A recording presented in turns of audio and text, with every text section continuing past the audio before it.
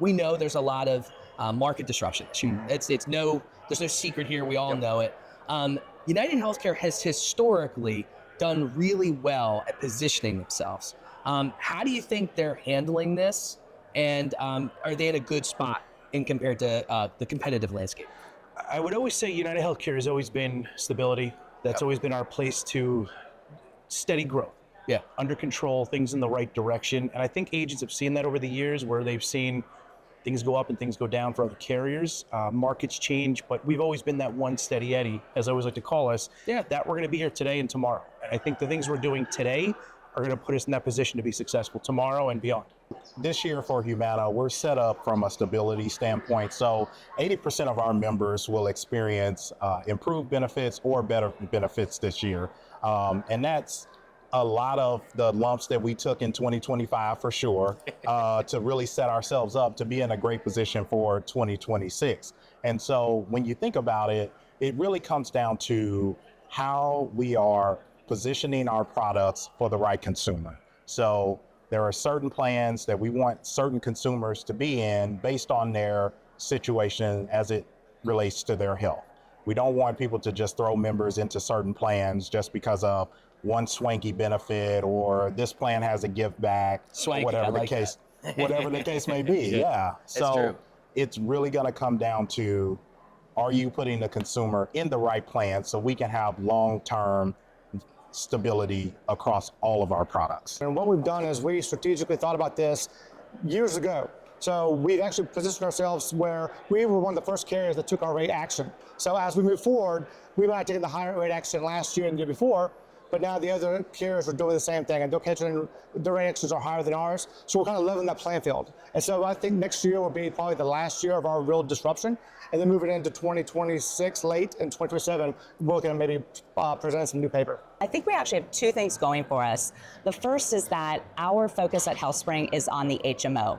And we kind of came out with a really strong position maybe 2 years ago saying we are an HMO carrier. That is what we do best. We love to bring the clients on and give them a nice warm hug and keep a little tighter network and a little more control on them. And we do that very, very well.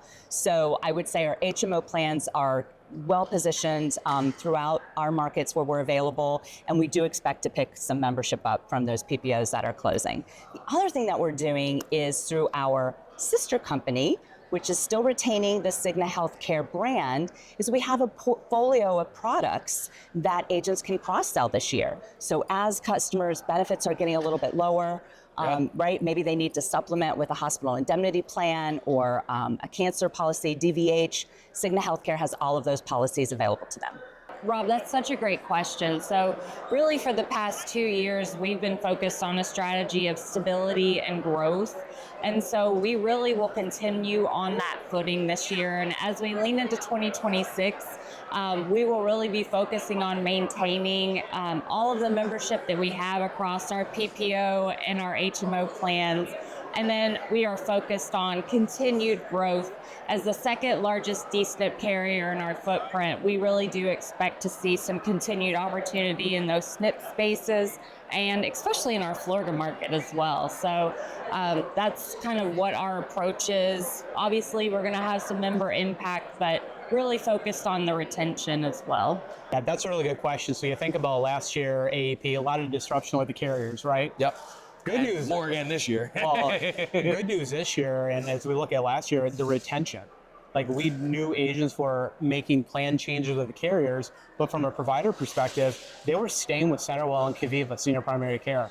And so as we looked at AAP results from last year, we were really pleased with what we were able to help agents with their book of business and keeping those patients with them. So I'll start on this. I am a firm believer that disruption brings opportunity. Okay, you have to be Hallelujah. Yes, that's it. That's it. Because the more disruption, the more uncertainty in the senior's mind, the more that they need us as agents, right? The more questions they have, they're looking for the people with the answers. So I would say, number one, Physicians Mutual is well positioned, being that we are strictly on the Medicare supplement side, not having to deal with all of the MA noise. And we do have those ancillary products because it's going to be very, very important going forward if as an agent you have not been comfortable with cross-selling, to really get comfortable with cross-selling, to be okay with selling a high deductible plan, coupling that with a HIP plan, being able to add the dental on there. That way you are helping the customer and still making great comp. And I know you have a lot of good points and a lot of passion on this subject. So Mr. Saul? Thank you, brother. So yeah, the market is probably more insane for most people that have ever worked in this Medicare. It's similar to the early 90s when you saw Medigap carriers taking 20, 30, 40% rate increases. We're seeing the same thing. You're seeing carriers cut comp. You're seeing people drop out of the market. It's nuts. And to answer your question, I'm so glad you asked that question. I was hoping for it. Physicians Mutual is prepared. We have patented Medigap plans that are incredible in this area, that have medical loss ratios that are 3 to 4 times less than what a lot of our competitors are seeing. So we're primed, we're prepped for it. And listen to me, I don't know if you were in the ACA market back in 2008, if anyone experienced that. Yeah. Remember, everyone dropped out because they were seeing carriers fall by the wayside. Had you stayed in that ACA market, you're a millionaire or billionaire today, especially the size of your agency. You're going to see the same thing in the Medicare market. This is not the time to leave. This is the time to go all in. As they say, burn the ships, brother, because this is the time to get into the Medicare space. Yeah, I think we're always just kind of trying to learn from the changes in the industry. We've built in some tools and some resources to make it easy to find the right plan based on the state and the managed care organization. So that's something that we do have for you guys in the system. You can do a customer lookup. If somebody has Medicaid, you can go down a step further, look up their Medicaid eligibility, their level, and their managed care organization. I've used that. Just to put them in the right plan. Awesome tool. I've used that. Definitely. With Wellaby, we are going to be your biggest cross-sell partner in this game. So with cross-sell, our hospital indemnity is a game changer because it is guaranteed issue ages 60 to 79. That opens up so much opportunity. Game changer. That's Exactly. a game changer. So definitely Wellaby, cross-sell, hospital indemnity, and that's just a small, market share of our product. And you guys are on all the major platforms as well, right? Most definitely. Everything with Wellaby is going to be convenient, accessible. It's all going to be electronic, no paper, except for what's in my hand. And the easy underwriting as well? Our underwriting department, you can literally call up on the phone or you can email them. Extremely accessible. We're a small company that's doing great and mighty things, so definitely just give us a call.